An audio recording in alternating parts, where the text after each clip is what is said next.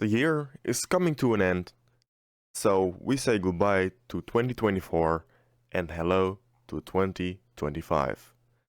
In 2024, I've seen a couple of movies, 21 to be exact. I also wanted to include the 5 worst movies I've seen this year, but I didn't see a lot of bad movies. I just don't go to them and waste my time. To be fair, I've not seen Wicked, Mufasa and Sonic yet, but I don't think they will reach my top 5 of the year that I made. And maybe your question is, how did I make my top 5? Well, it's most my personal opinion, how much I liked it, how good it was for me, and a little bit of popularity worldwide. So let's start with number 5, Inside Out 2. Yeah, it was a good movie, it was a good sequel. Yes, it is a sequel, but it was a good sequel. First of all, I really liked the first Inside Out 2. For me it was original, relatable, and something new. So I had high expectations about the second movie. To be fair, it did not exceed them, but yeah, it just met with my expectations. It was the same level. The story is clear and it's kind of the same plotline as the first movie, so you can kind of see where it goes. But the introduction of new emotions are good. Each emotion was even better than the first movie, it felt like. It was a good representation from the voice acting to the emotions of the emotions. Representing emotion in a movie is a really hard thing to do. And yes, it is easier if your characters are the emotions, but it's still really difficult. An emotion, like joy, can be very irritating very fast. All-time high energy, always positive about every situation, never down, joyful. Yes, she is supposed to be joy, but even joy in this movie has sad moments, which was beautiful to see because not everybody can be happy all the time, and the emotions felt more human. Even emotions had emotions. It's a weird thing to say, but I hope you understand. So yeah, the story was clear, it's not hard to understand, but you can just watch it and you will get everything. You don't really have to think. And at the end, with the anxiety attack, it was a beautiful moment for the emotions because they got together, but also for Riley. Her friends helped her even when Riley was mean to them the whole movie long. It was a heartwarming moment, so that's why it is in my number 5. On number 4 is Deadpool and Wolverine. I must say it, I'm a big Deadpool fan, so I might be biased, but you can't deny the hype around this movie.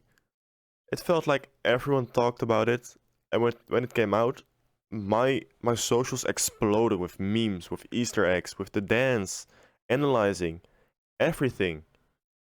I went the opening morning and I have no regrets because a couple hours later my socials were full of Deadpool spoilers and memes. Yeah, Deadpool Wolverine was a really good time for me. I'm a little bit of a nerd, so I knew about the personal life of Hugh Jackman and Ryan Reynolds. I also know about the Marvel universe, like the Gambit moment. And I was hyped and laughing and cheering with everyone in the room. My girlfriend didn't really get those jokes, but she still had a good time. So you can see you don't have to be a big nerd to enjoy this. And I also think it's the best of the three.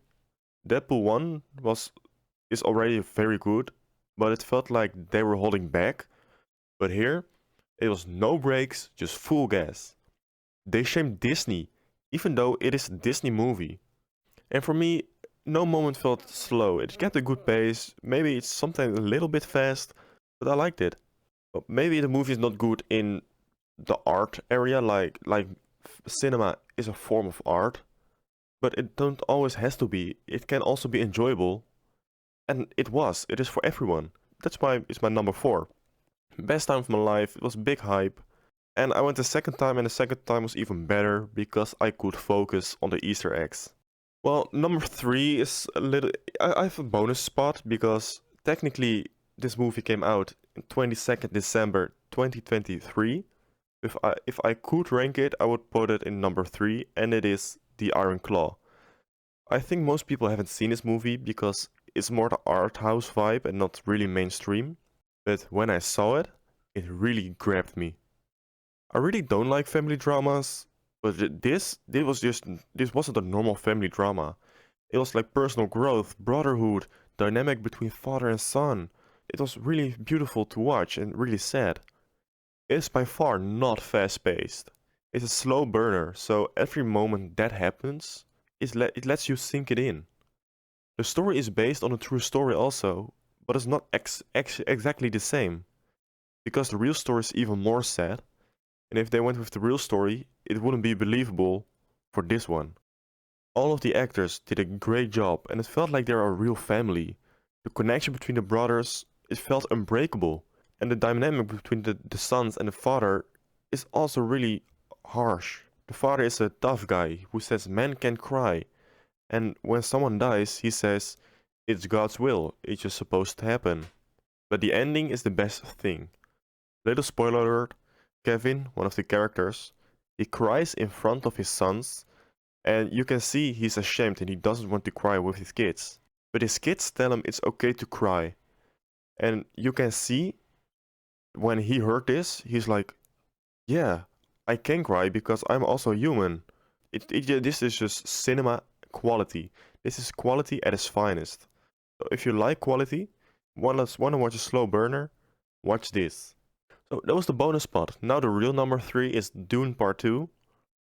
Dune Part 2 was much better than the first one. I'm not a big Dune fan, but Part 1, I can't remember anything. I can't remember a name, to be honest. And I had little expectation going into Dune Part 2, but it was good. It was not another talking, setting the world movie. It was with action, it felt bigger and better. Yeah, I can't remember a lot, so I can't say a lot. So that's why it's number 3. It's not my really personal opinion, but you can't deny the hype and the impact this movie made. Everyone wanted to see it. It was always busy in cinemas. It's much better than Part 1. And Dune 3 is ready to release in 2026. After 3 comes number 2. And my number 2 is The Substance. First of all, I hope this movie wins at least in special effects or makeup with the Oscars, because there's no VFX with the costumes and the prosthetics. It's all made. But yeah, the movie is made to gross you out. At the start, when a guy's eating shrimp, the sound is extra loud, is extra nasty, extra sloppy. So they let you know, hey, we are showing you this movie, and it's not gonna be an easy ride. We already start right here with the shrimp.